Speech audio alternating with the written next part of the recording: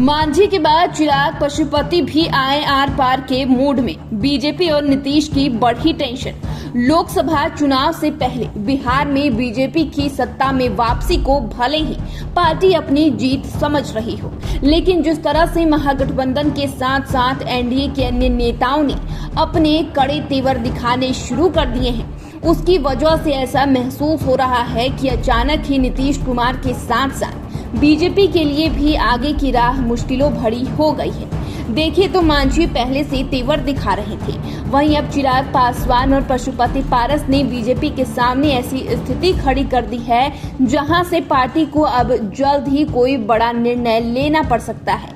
आइए इसी मुद्दे पर एक रिपोर्ट देखते हैं। आपको बता दें कि बिहार में हुए सियासी उठापटक के बाद भी बीजेपी और नीतीश कुमार के लिए चुनौतियां खत्म नहीं हुई हैं। एक तरफ जहां फ्लोर टेस्ट को लेकर जीतन राम मांझी टेंशन बढ़ाए हुए हैं, तो दूसरी तरफ अब चिराग पासवान और पशुपति पारस भी शांत बैठने के लिए तैयार नहीं दिख रहे हैं।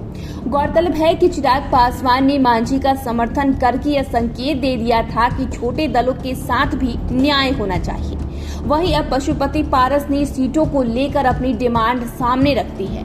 बड़ी बात यह है कि उन्होंने भी नीतीश कुमार की ही तरह सभी सिटिंग सीटों की मांग की है। उनका कहना है कि गठबंधन में जिन पार्टियों की जितनी सीटों पर पिछले चुनाव में विजय मिली और जो वहां से सांसद है, उन्हें पहला मौका मिलना चाहिए। पशुपति पारस ने इस दौरान हाजीपुर पर दावा ठोकते हुए कहा कि हाजीपुर सीट मेरी थी, है और मेरी ही रहेगी। बता दें कि पिछली बार लोजपा 6 सीटों पर चुनाव लड़ी थी, अब उसी पर पशुपति पारस ने दावा ठोका, यानी कि जेडीयू की तरह पशुपति पारस भी लोजपा के सभी सिटिंग सीटों की मांग कर रहे हैं। यहाँ मुश्किल यह है कि पशुपति पारस जिन सीटों पर दावा ठोक रहे हैं, उन्हीं सीटों पर लोजपा रामविलास भी तैयारी में है। चिराग पासवान तो कई बार हाजीपुर और जमुई सीटों की बात कर चुके हैं, वहीं लोजपा की अन्य सीटिंग सीटों पर भी इनकी नजर है। अब सवाल यह है कि एक ही गठबंधन में दोनों नेताओं के रहने के बाद बीजेपी किस तरह से सीटों का बंटवारा करेगी।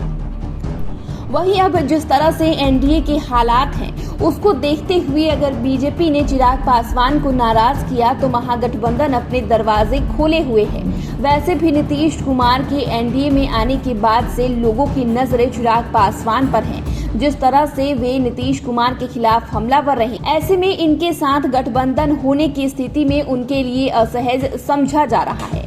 इसलिए कोई बड़ी बात नहीं होगी कि वे सीटों की मांग पूरी नहीं होने के बाद एनडीए का दामन छोड़ते नजर आए।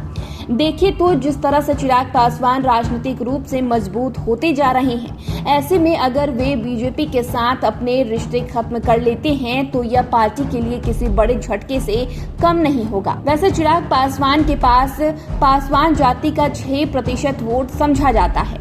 ऐसे में अगर चिराग पासवान महागठबंधन के साथ मिल जाते हैं तो इसके बाद बने समीकरण को तोड़ पाना बीजेपी के लिए आसान नहीं होने जा रहा। दूसरी तरफ अगर बीजेपी पशुपति पारस की मांग पूरी नहीं करती है तो उनके भी नाराज होने का डर है, यानी कि बीजेपी के लिए आगे की राह अब आसान होती नजर नहीं आ रही।